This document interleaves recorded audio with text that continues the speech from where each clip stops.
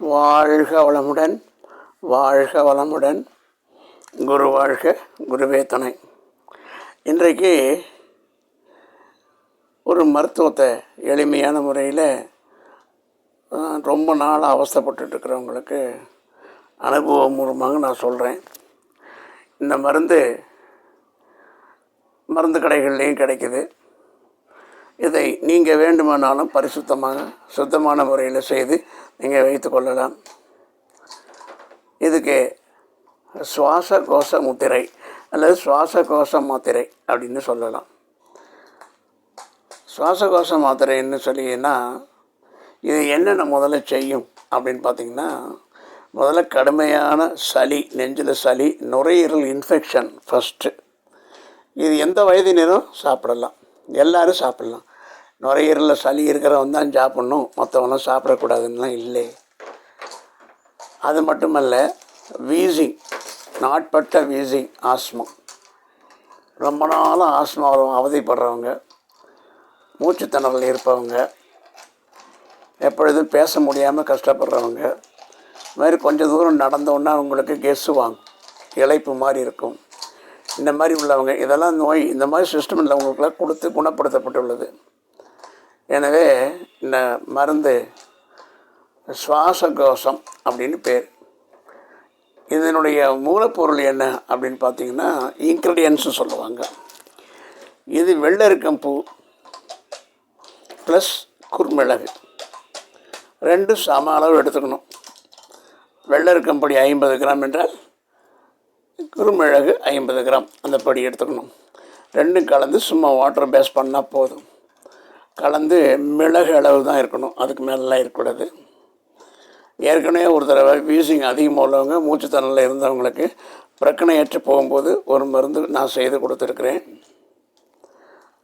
அதே வெள்ளரிக்கம்பூ தான், 10 பூவு பருக்கு வெள்ளரிக்கம்பூ, கொஞ்சம் சீரகம், கொஞ்சம் மிளகு நல்லா அரைச்சி, அதோட வச்சு அரைச்சி அதில் தேன் கலந்து கையை அப்படி விட்டு ஆட்காட்டி வரல வைத்து அதிலேருந்து எடுக்கக்கூடிய அந்த ஒழுகக்கூடிய மருந்து மட்டும்தான் சாப்பிடணும் அப்படிங்கிற அளவில் நான் கொடுத்துருந்தேன். அது குணமானது. அதை பற்றி நான் உங்களுக்கு ஏற்கனவே போட்டிருக்கேன்.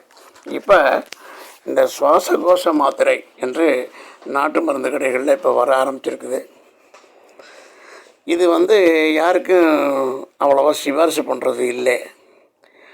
இது ரொம்ப சூட்சமமான மருந்து. கேட்டால் எல்லோரும் என்ன சொல்லுவாங்க, எருக்கம்பூ சாப்பிடக்கூடாது. இல்லை, வெள்ளரிக்கம்பூ அவ்வளோ மருத்துவ குணம் பொருந்தியது. இதை நல்ல முறையில் பக்குவமாக ஒரு 50 கிராம் பொடி எடுத்துக்கணும். அதேமாரி அதே சேம் அளவுக்கு 50 கிராம் குறுமிளகு பொடி எடுத்துக்கணும். ரெண்டும் எடுத்து நல்லா தண்ணி ஊற்றி நல்லா நைஸ் பவுடர் கலந்திங்கன்னா அப்படியே கோதுமை மாவு மாதிரி வரும். சின்னதாக மிளகு அளவுக்கு உருட்டி நீங்கள் போட்டுக்கலாம். இது காலையில் 1, மதியம் 1, இரவு 1, 3 வேளை இதை சுடுதண்ணி அருந்தி விட வேண்டும். உணவுக்கு முன்னாலும் சாப்பிடலாம், உணவுக்கு பின்னாலும் சாப்பிடலாம். இதை குறிப்பிட்ட காலத்துக்குள் நீங்கள் சாப்பிட்டீங்கன்னா ஆட்டோமேட்டிக்காக இது உங்களுக்கு ரிலீஃப் ஆகிடும். உங்களுடைய நோய்த்தன்மை குறைந்துவிடும். அதுவே தொடர்ந்து சாப்பிட்லாம்னா சாப்பிடக்கூடாது. நோய்த்தன்மை குறைந்தவுடன் நீங்கள் நிறுத்திவிடணும். சாதாரணமாக ஒருத்தவங்க கோல்டு கிளைமேட்டில் இருக்கிறாங்க, இல்லை ஊட்டி, குன்னூர் போன்ற இடங்களில் இருக்கிறவங்க, சிம்லா, டார்ஜிலிங் போன்ற இடங்களில் இருக்கிறவங்களுக்கு இந்த மாத்திரை மிகவும் யூஸ்ஃபுல்லாக இருக்கும். யார் வேணுமாலும் உபயோகப்படுத்திக்கலாம். இந்த நோய் உள்ளவங்க தான் பயன்படுத்தணும்னு அவசியம் இல்லை. அதே நேரத்தில் உணவுகள் நல்ல செரிமானம் செய்யும். உணவு குழாயில் எந்த விதமான பிரச்சனையும் இல்லாமல் ஈஸியாக இருக்கும். இந்த அனுபவத்தை நான் பார்த்த பிறகு தான் இந்த மருந்தை வெளியிடுகிறேன். எங்களிடமும் இருக்கிறது. உங்களுக்கு தேவையானால் நீங்கள் என்னோட தொடர்பு கொண்டு பார்க்கலாம், கேட்டு வைத்து கொள்ளலாம். இல்லாத அவரவர்கள் செய்து கொள்ளலாம். ஈஸியாக அங்கங்கே கிடைக்கக்கூடிய வெள்ளரிக்கம்பூவை எடுத்துகிட்டு காய வச்சு, நல்லா முறுக்கு மாதிரி காய வச்சு, அதை பொடி பண்ணி, அது எவ்வளோ வருதோ அதை வஸ்திர காயம் செய்து வைத்து கொள்ள வேணும். அதேமாரி குறுமிளகு பொடி எப்பொழுதுமே விற்கிது. அந்த மிளகு பொடி நைஸாக தான் இருக்கும்.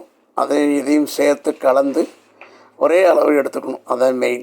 நீங்கள் மருந்து செய்யும் பொழுது 50 கிராம் என்றால் 50 கிராம் சம அளவு என்று சொல்லுவாங்க. பயன்படுத்தி பாருங்கள். கடுமையான வீசிங், ஆஸ்மா, அதேமாரி கடுமையான இருமல், சளி, தும்மல் இவைகள்லாம் படிப்படியாக குறைவதை நீங்கள் பார்க்கலாம். பயன்படுத்துங்கள், நலம் பெறுங்கள். வாழ்க வளமுடன். நன்றி, வணக்கம்.